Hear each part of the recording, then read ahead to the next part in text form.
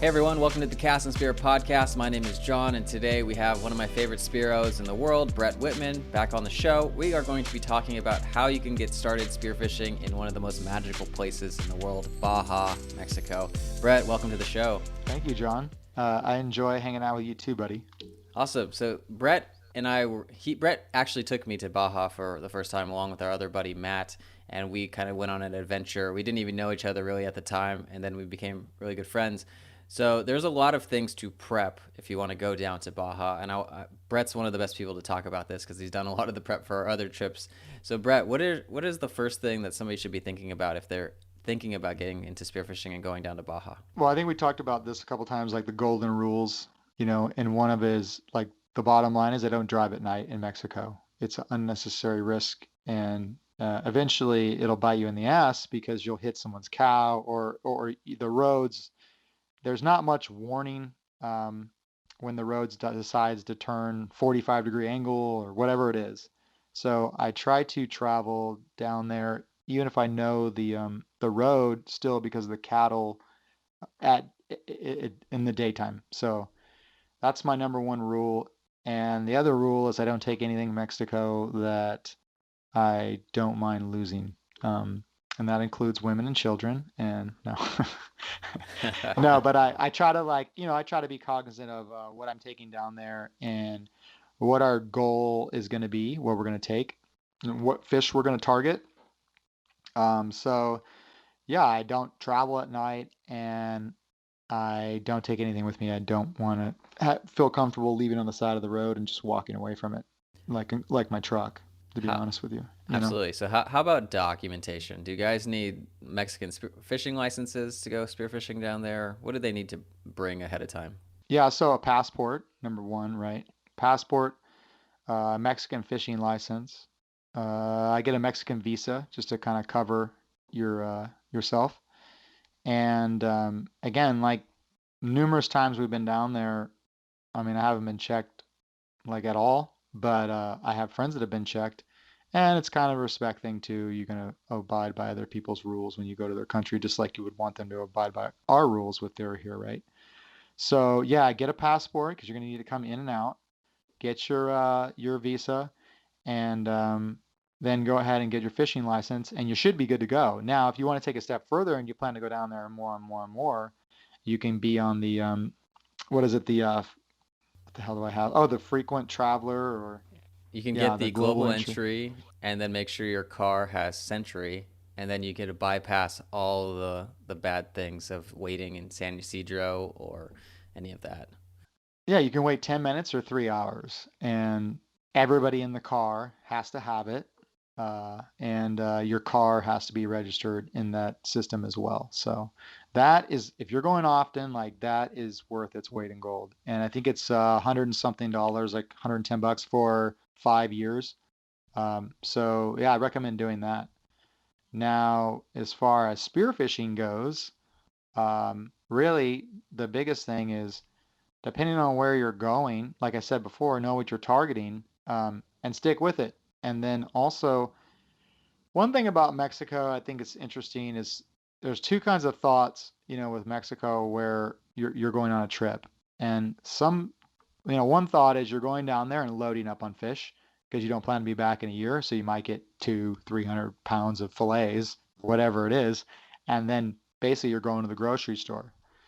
And another school of thought is you're going down there with a goal, right? Because you're going down there with a targeted species and a targeted size, and that's what you're looking for. And you might only shoot, two or three fish out of the whole trip, but those are the ones you're looking for, right? And then that also does a couple of things.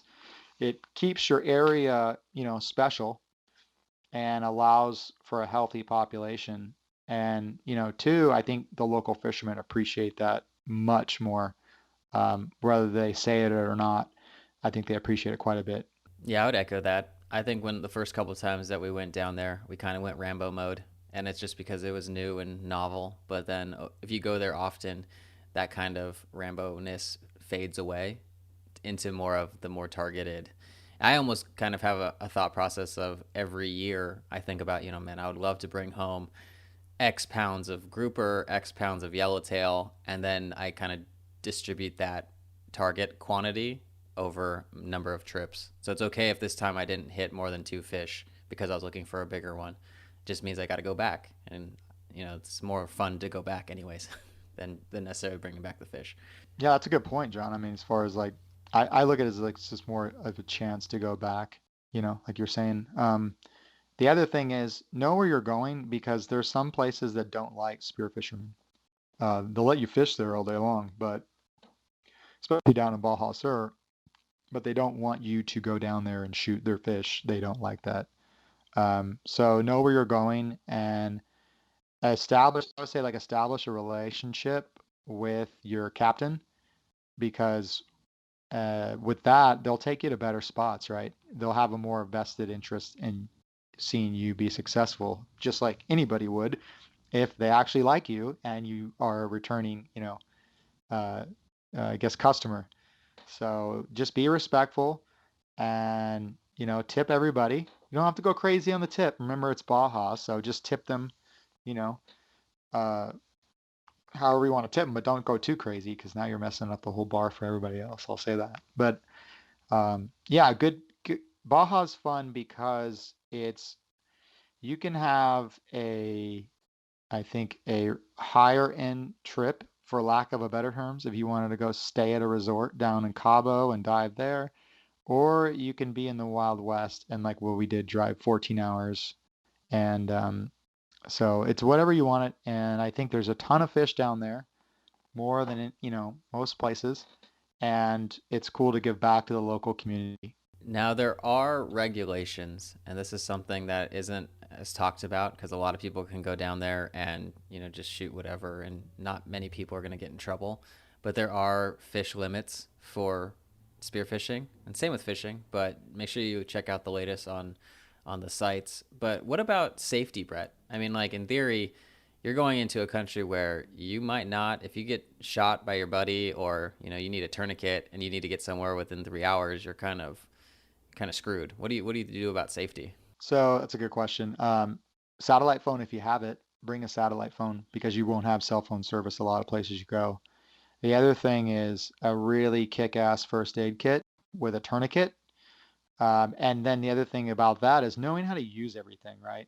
So you guys should rehearse, um, the worst case scenario, right? Like we would, in the military, I guess you'd say train, train, train, so that it's muscle memory when something happens, right? So I I always bring like a handheld radio, a GPS or a Dagger, a plugger, or Garmin, um, and then have a sat phone. And that way, worst case scenario, let's say you fly off the road and the car is destroyed, people are bleeding, whatever it is, you get on that cell phone, on that sat phone, pardon me, and you can call and say we are at this location with your Garmin and your lat and longs and bring extra food, bring extra water, um, just in case. The water's the big one. And then the other thing I would say would be gasoline. When you're driving, always fill up no matter where you're at. It's gotten definitely much better.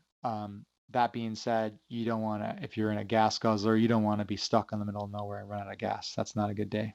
So, Yeah, I think the only other things I would recommend from my experience is you should have car insurance. You can get that pretty cheap per day. It's like 20 to 30 bucks. And get it in the States and you have it when you're in there.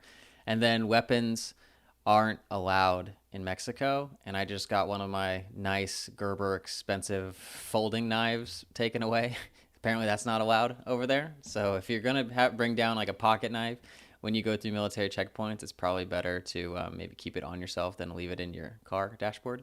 And like tasers, my wife had a taser that she uses because she doesn't like to be alone at night when she comes home from work, but that's not allowed either. So both of those things got confiscated.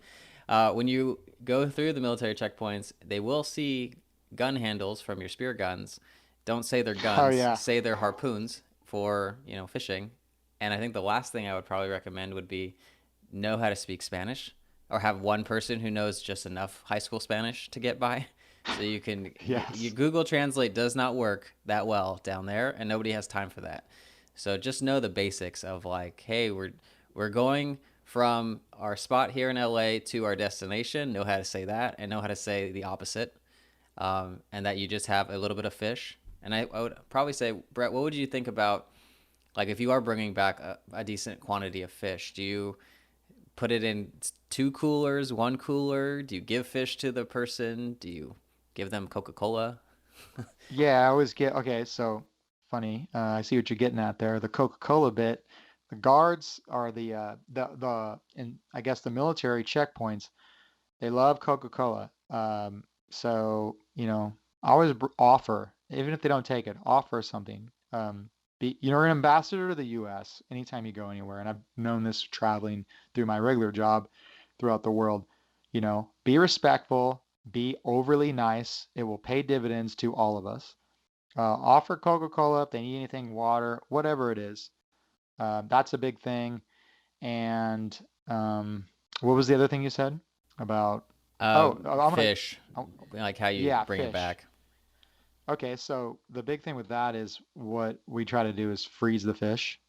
And then that way, wherever we're at, if we can freeze it, great. If we can't, bring lots and lots of ice. And I try to bring it back in one cooler. That way it all stays cold together. Um, and like when we go to this one spot down in Mexico, they have a freezer. You can actually freeze your stuff, and then that way you're basically, you're starting out at a good point if you got a 14-hour drive. Now, most places you're not going to be driving back 14 hours, maybe 8 hours, 10 hours, whatever it is. You can stop in Ensenada. There is an ice factory there, whatever it is. You can pay and restock ice, or you can pull over the side of the road. Just make sure you put lots of ice depending on the time of year, because it gets hot and you don't want to travel that far and lose all your fish. And just reiterate, give some of the fish to the locals, or offer it at least. Um, that's actually worked out pretty well in the past for everybody. And then I would say, you know, I think the biggest thing is, like I said before, be an ambassador to the sport and an ambassador to the U.S. And then also, I want to reiterate about talking about spear guns. When you go anywhere in the world, never say you have a gun. Like, just say you have fishing equipment. That's the little key. That's the little knowledge that I've learned. Fishing equipment, not a spear gun, and then don't do what I've done and made a gun signal with your hand. That doesn't go over real well in a lot of places, especially when you have AR grips sticking out of the back of the truck. So that's all I got, John, I think, on that one. Perfect. Perfect. With that, guys, if you want to have more tips on how to go to Mexico, check out Brett's site, SpearFactor.com, or hit him up on _SpearFactor on Instagram. Tomorrow, we are going to be talking about a high-level overview of what it takes to be a captain, because Brett has his captain's license, and a lot of us might be considering getting one. So make sure you tune in. Thanks for being on the show, Brett. Hey, one more thing before you go. Do you find yourself watching YouTube as much as I do? I think it's replaced my TV, to be honest. Well, if so, check out the Cast and Spear YouTube channel. We're trying to put up good tips and tricks that we learn as we get better at fishing and spearfishing. And we'd love for you to subscribe and leave a comment. We'll see you there.